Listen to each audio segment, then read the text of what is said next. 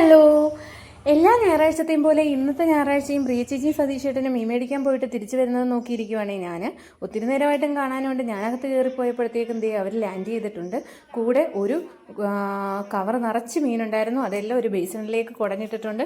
വളരെ ലാഭത്തിൽ കിട്ടിയതാണെന്നും പറഞ്ഞ് മീനെല്ലാം കൂടെ പ്രദർശിപ്പിക്കുവാണേ. ഇവർ ഹാർബറിൽ പോയാണ് മീൻ മേടിച്ചുകൊണ്ട് വന്നത്. ലേലം വിളിച്ച് മീൻ മേടിച്ചതാണ്. ഒത്തിരി രൂപയൊന്നും ആയില്ല, ഇച്ചിരി രൂപയ്ക്ക് ഒത്തിരി മീൻ കിട്ടി. മീനെല്ലാം കൂടെ ഒരുമിച്ച് കണ്ടപ്പോൾ എനിക്കങ്ങ് ദേഷ്യം തോന്നുന്ന മട്ടാണേ. മീൻ ഏറ്റവും നിർബന്ധം എനിക്ക് തന്നെ ആണെങ്കിലും ഇതെല്ലാം വെട്ടണമല്ലോ എന്ന് ഓർക്കുമ്പോൾ എനിക്ക് ആകെപ്പാടെ അങ്ങ് ദേഷ്യം വരും. അങ്ങനെ ദേഷ്യം വന്നാൽ ഞാൻ എളുപ്പം തന്നെ അടുക്കളയിൽ ചെന്ന് കുറച്ച് ചോറെടുത്ത് കഴിക്കുകയാണ് ചെയ്തത്. ഏത്തയ്ക്ക പച്ചടിയും കണമ്പ് കൂട്ടാനും റെഡിയായിരുന്നു. അതുകൊണ്ട് ഞാൻ കുറച്ച് ചോറെടുത്ത് അങ്ങ് കഴിച്ചു. ചോറുണ്ട് കഴിഞ്ഞപ്പോൾ ഒരിച്ചിരി ആശ്വാസം കിട്ടി. ഇപ്പുറത്ത് വന്ന് നോക്കിയപ്പോൾ കൊണ്ടുവന്ന മീനെല്ലാം തിരിഞ്ഞ് വെച്ചേക്കുവാണേ.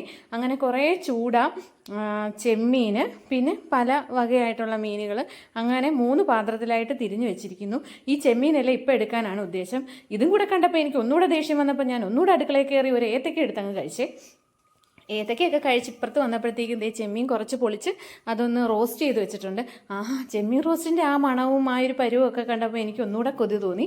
ഞാൻ പിന്നെ ഒന്നും ആലോചിച്ചില്ല, ഒരു ഇച്ചിരി ചോറുകൂടെ കഴിക്കാമെന്നും പറഞ്ഞ് അടുക്കളയിലേക്ക് കയറി ഒരു ഇച്ചിരി ചെമ്മീൻ റോസ്റ്റും കൂടെ കൂട്ടി ചോറിനാനായിട്ടുള്ളൊരു തയ്യാറെടുപ്പിലാണ് ഞാൻ.